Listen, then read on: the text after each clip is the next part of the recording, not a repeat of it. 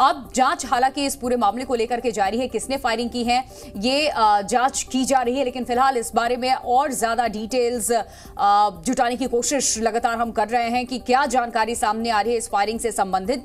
किसने की firing? Military station के आसपास का इलाका इस वक्त अभी सील कर दिया गया है, ये जानकारी सामने आ रही है। बठिंडा मिलिट्री स्टेशन में फायरिंग, 4 सैनिकों की मौत हुई। तो इस घटना के बाद से कई ऐसे सवाल हैं जो लाजमी हैं। सवाल यह है कि क्या अंदर ही किसी ने फायरिंग की है, और अगर किसी ने घुसपैठ कर फायरिंग की है तो यह मामला बहुत बड़ा हो जाता है। इसको लेकर जो भारत का एक्शन रहा है इससे पहले की घटनाओं में, वो हमने देखा है, और इसलिए कहा जा रहा है कि अभी सर्च ऑपरेशन खत्म होने तक, कोई भी ऑफिशियल स्टेटमेंट आ जाने तक कुछ भी कहना जल्दबाजी होगी, क्योंकि इस वक्त जो बड़ी अपडेट है वो ये कि 4 सैनिकों की इस पूरी फायरिंग में मौत हुई है और फिलहाल अभी सर्च ऑपरेशन चल रहा है। कृष्ण मोहन मिश्रा हमारे सहयोगी इस खबर पे और ज्यादा जानकारी के साथ जुड़ चुके हैं, सीधे उनका हम रुख करते हैं। कृष्ण मोहन, और क्या कुछ डिटेल्स आपके पास इस फायरिंग से संबंधित?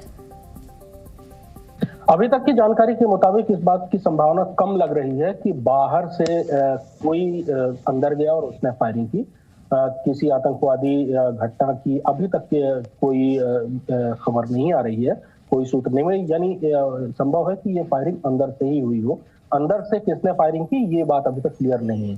4 जो सैनिक मारे गए हैं उनके बारे में भी अभी तक पूरी खबर नहीं है कि उनका रैंक क्या था। वो सैनिक थे, जेसीओ थे, या कि वो अफसर थे। अब उसी हिसाब से ये घटना को देखा जाएगा कि जिस हिसाब से सेना स्टेटमेंट देती है। सबसे महत्वपूर्ण सेना का स्टेटमेंट ही होगा। सुबह 4:30 की घटना है। सेना का पहला स्टेटमेंट करीब 9:30 के आसपास आया कि ऐसी एक घटना हुई है।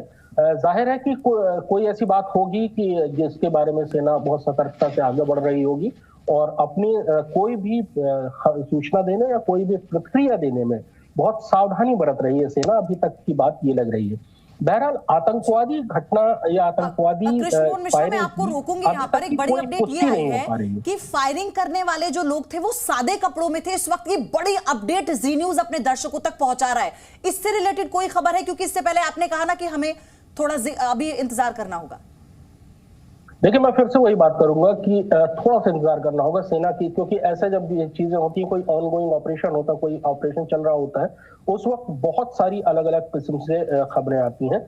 कई बार अलग अलग एजेंसियों की खबरें आती है। अब ये घटना हुई है, इसमें जाहिर है कि सेना इन्वॉल्व होगी, और सेना के अलावा इसमें पुलिस भी इन्वॉल्व होगी। पुलिस भी अपने हिसाब से कार्रवाई कर रही होगी और वो भी इस समय सेना के साथ इस पूरे मामले में आ चुकी होगी। तो अभी कोई ना कोई जानकारी सेना या पुलिस की तौर पर अभी आएगी। लेकिन एक चीज जो अभी तक लगभग साफ हो चुकी है कि बाहर से एंट्री करके सुबह 4:30 बजे फायरिंग की कोई अभी तक पुष्टि नहीं हो पाई है। ठीक है कृष्ण मोहन मिश्रा, आप हमारे साथ बने रहिए। हमारे सहयोगी रविंद्र सिंह भी हमारे साथ जुड़ चुके हैं फोन लाइन पे। और रविंद्र, इस घटनाक्रम से जुड़ी आपके पास कुछ डिटेल्स, कुछ इनपुट्स इस फायरिंग में, क्योंकि 4 सैनिकों की मौत की खबर है? जी हाँ प्रिया, अभी जो जानकारी ये मिली है सूत्रों के हवाले से कि एक सिविल क्लोज में एक व्यक्ति ने फायर ओपन किया, और इसके अलावा फिलहाल के लिए आर्मी जो पुलिस है और आर्मी एरिया है उसको कॉर्डन ऑफ कर दिया गया है, सील कर दिया गया है। वहाँ पे जो लोग रहते हैं, अगर बच्चे भी जो स्कूल में जाने वाले हैं, सभी को एक बार बोला गया है कि वो अपने घरों में रहें, बाहर नहीं आए, ये सूत्र बता रहे हैं। और लेकिन ये भी है कि जो स्थिति है वो उनके इस वक्त कंट्रोल में है, ऐसा बताया जा रहा है।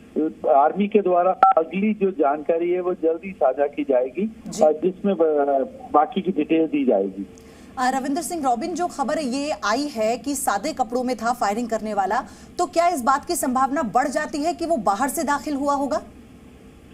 इसके बारे में अभी कुछ भी कहना बहुत जल्दबाजी होगी कि वो कोई बाहर से है या अंदर से है।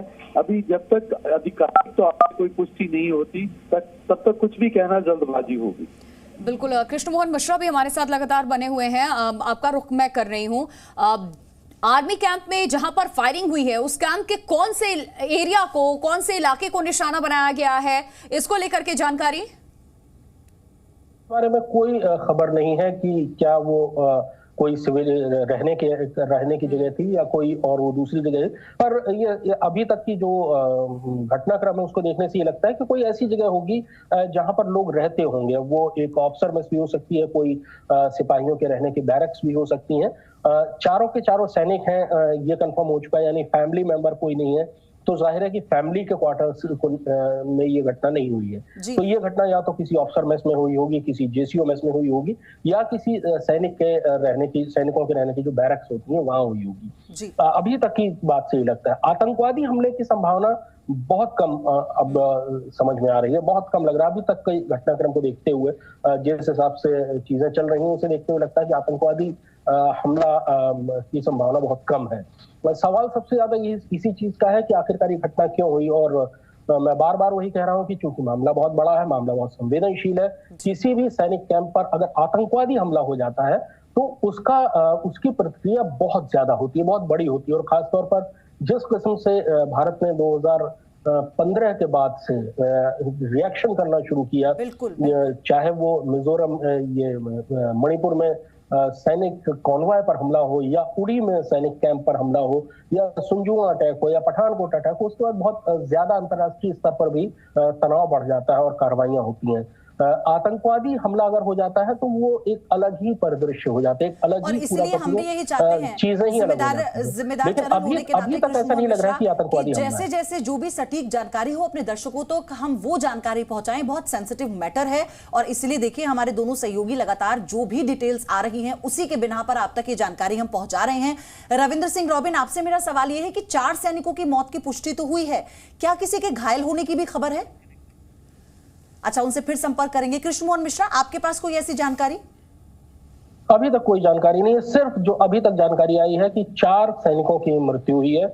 उनके रैंक्स क्या हैं ये भी पता नहीं लग पाया है, बुलेट वुंड है या कोई और वजह से उनकी मौत हुई, ये भी अभी तक नहीं क्लियर हो पाया। जाहिर है कि ये इस पूरी के पूरे घटनाक्रम पर सारी की सारी जो ये दुर्घटना है, इस फायरिंग का जो ये घटना है, इसको लेकर सेना बहुत सतर्कता से आगे बढ़ रही है।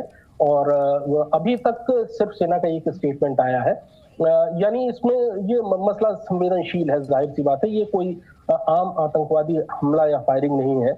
इसके पीछे ये संवेदनशील मसला है और इसीलिए सेना भी बहुत ही संभल कर इसमें कोई भी जानकारी साझा कर रही है। सुबह 4:35 की घटना है और लगभग उसके 5 घंटे बाद सेना का पहला स्टेटमेंट सामने आया और उसके बाद सेना की तरफ से अभी तक कोई जानकारी नहीं मिल पा रही है। बहरहाल ये जो पॉइंट्स अभी तक कंफर्म हो पाए हैं वो मैं आपको बताता हूं। कंफर्म सिर्फ कुछ एक चीजें हैं, जिसमें 4:35 पर फायरिंग की घटना हुई बठिंडा कैंटोनमेंट के बठिंडा छावनी क्षेत्र में। 4 लोगों की मृत्यु हुई है, चारों के चारों सैनिक हैं। उसके तुरंत बाद जो क्विक रिएक्शन टीम्स हैं वो एक्शन में आई, उन्होंने अपनी कार्रवाई शुरू की और पूरे के पूरे इलाके को घेर कर उसकी तलाशी जारी है। इसके अलावा कोई भी अभी तक खबर नहीं आई है, लेकिन घटनाक्रम को देखते हुए 5 घंटे से ज्यादा का वक्त हो चुका है इस घटना को हुए। अगर आतंकवादी हमला हुआ होता तो कार्रवाई किसी अलग लेवल पर जाती। तो अभी तक जिस हिसाब से कार्रवाई चल रही है उससे आतंकवादी घटना होने की संभावना काफी कम है। बहुत कम आशंका है कि यह आतंकवादी हमला है।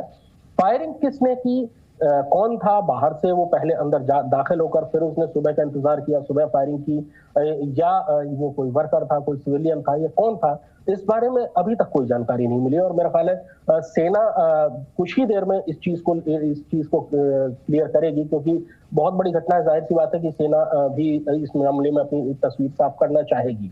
तो सेना का जो अगला स्टेटमेंट आएगा उससे हमें पता लगेगा कि आखिरकार घटना कौन है। फिलहाल अभी तक की उसको देखते हुए लगता है कि आतंकवादी हमला होने की आशंका इसमें बहुत कम है। कृष्ण मोहन मिश्रा, बहुत शुक्रिया आपका तमाम जानकारी देने के लिए। तो फिलहाल जो जानकारी सामने आई है उसमें अब तक यही जानकारी मिल पा रही है कि 4 सैनिकों की मौत हो गई है। सर्च ऑपरेशन जारी है, पूरे इलाके को इस वक्त सील कर दिया गया। बठिंडा मिलिट्री स्टेशन में ये फायरिंग हुई है सुबह 4:30 बजे।